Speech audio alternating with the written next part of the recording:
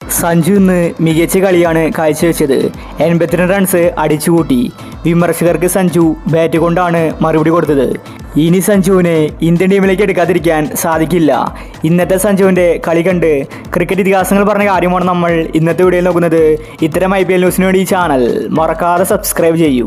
ലക്നൗ ടീമിനെ പഞ്ഞിക്കിട്ട് രാജസ്ഥാൻ ഇന്ന് വിജയം നേടിയെടുത്തു.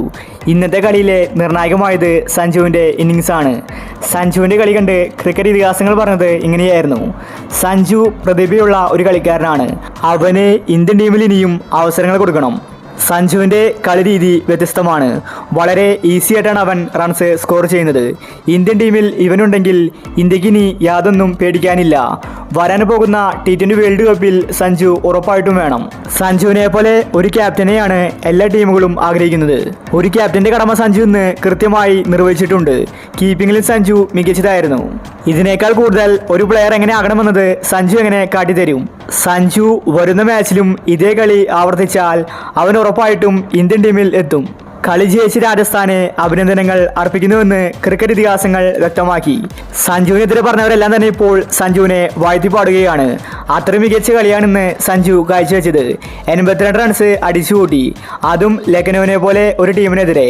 സഞ്ജു വളരെ കോൺഫിഡൻസോടെയാണ് കളിക്കുന്നത്. ഈ ഒരു മാച്ച് പോലെ തന്നെ വരുന്ന കളിയിലും സഞ്ജു നന്നായി കളിച്ചാൽ സഞ്ജു ഉറപ്പായിട്ടും T20 വേൾഡ് കപ്പ് ടീമിൽ ഇടം പിടിക്കും.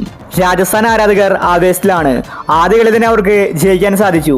ഇന്ന് കളി ജയിച്ചതിൽ ക്രെഡിറ്റ് കൊടുക്കേണ്ടത് സഞ്ജുവിന് തന്നെയാണ്. സഞ്ജു തന്നെയായിരുന്നു മാൻ ഓഫ് ദി മാച്ചും. എല്ലാ താരങ്ങളും പെട്ടെന്ന് ഔട്ടായപ്പോൾ സഞ്ജു ടീമിനെ മുന്നിൽ നിന്ന് നയിച്ചു. സഞ്ജുവിന് കൂട്ടായത് റിയാൻ പരാഗ് മാത്രമായിരുന്നു. പരാഗും ഇന്ന് നല്ല കളി തന്നെയാണ് പുറത്തെടുത്തത്. ലക്നൗ ടീമിൽ രാഹുൽ അടിച്ചു കളിച്ചുവെങ്കിലും അവർക്ക് കളി ജയിപ്പിക്കാൻ സാധിച്ചില്ല. അപ്പോൾ ഇന്നത്തെ സഞ്ജുവിൻ്റെ കളിയെ പറ്റി നിങ്ങളുടെ അഭിപ്രായങ്ങൾ താഴെ കമൻറ്റ് ചെയ്യുക. ഇതുപോലത്തെ IPL ന്യൂസിന് വേണ്ടി ചാനൽ മറക്കാതെ സബ്സ്ക്രൈബ് ചെയ്യൂ.